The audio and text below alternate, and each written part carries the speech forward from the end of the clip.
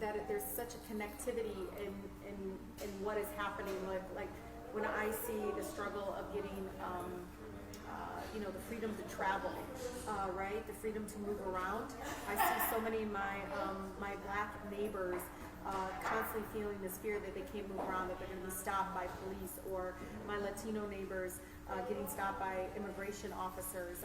So much of growing up as a Detroiter, but also rooted in Palestine and what's going on in Palestine, is so much tied to what's happening here in the United States, right here in the city of Detroit.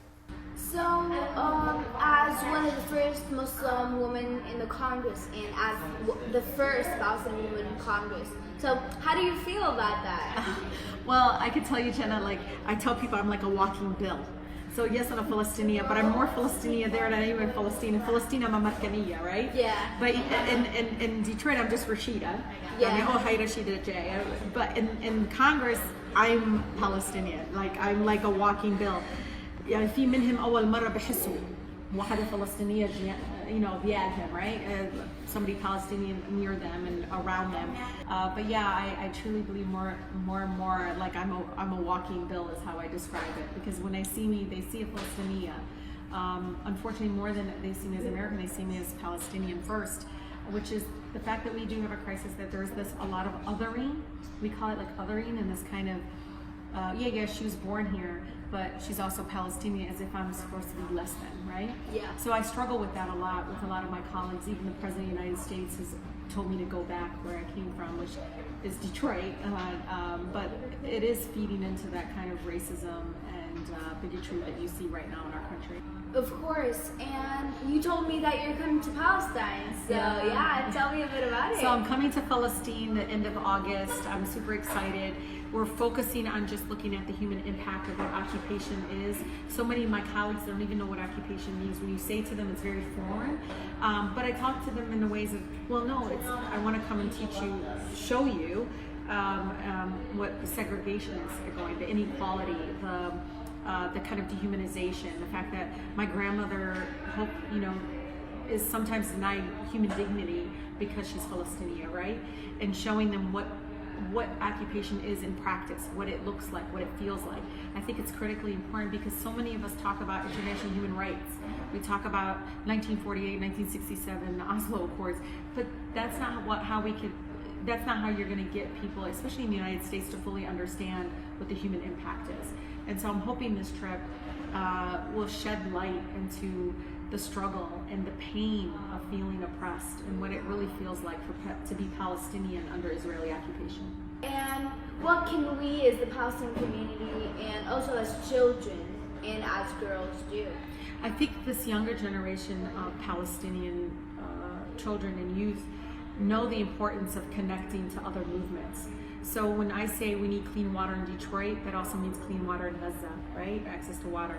It's connecting to other movements. I love when I see Black Lives Matter activists in Palestine talking about what it means to be brutally targeted and dehumanized and killed by military forces. I love when I see other women trying to uplift equality and tying it in to what is going on here in the right to access to healthcare and everything. We got to do a better job connecting to these values that we all love and cherish, and not focus on these terminologies that really lose people. They lose people. People don't understand that. And I always say to people, if people want to jump and choose sides, and I was like, no, don't do that. Because if you start doing that, because they think, oh, you have to either fight for Israel or fight for Palestine. I said, why can't you fight for both? Fight for equality for both. Fight for everybody being safe. But let's be fair about it. Don't be blinded because somebody is telling you by supporting a certain thing. And that happens to me all the time. When I fight for Palestinian human rights, they say, oh, you must be anti-Semitic. I get that all the time. And a lot of my colleagues do. It's like, no, I support economic boycott because I learned early on in the civil rights movement in the United States that boycotts freed blacks from oppression in certain areas of the South, right? And we still are fighting. We're still fighting. We still use boycotts to fight back against inequality and so forth. Is that we choose these values and choose these peaceful ways of trying to free people from oppression. And I think, Janna, like that is what's important, is to connect with these other movements that have done this work and to tie it into to how, for me, if Palestinians are not free, then no one is free. If Gaza doesn't have clean water, then yeah, this is a huge issue in Africa, everywhere, parts of the country, is that we tie into each other and we don't make it about just Palestine. No, this is about oppression of other people as well, because it's so interconnected. And you said that you think it's right, like, to fight for both Israeli, like, equality. So can you tell me a little bit more about that? Well, I'm a person that does believe in one state solution. I know a lot of folks are still, I just think we've passed that. I mean, I was your age and I believe that two-state was possible, but you So, hear yeah, explain the one-state solution. Yeah, that's good. Yeah.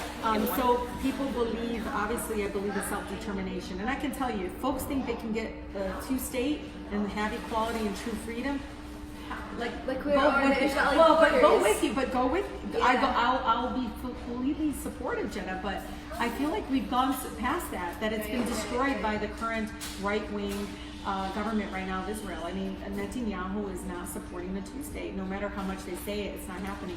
And for me, more and more, I see that the only way is to integrate schools and to integrate neighborhoods. And that's what we learned here in the United States. We didn't have, folks, even freed slaves believed that, maybe the South, there was a movement saying, well, maybe the South can be for African Americans, right?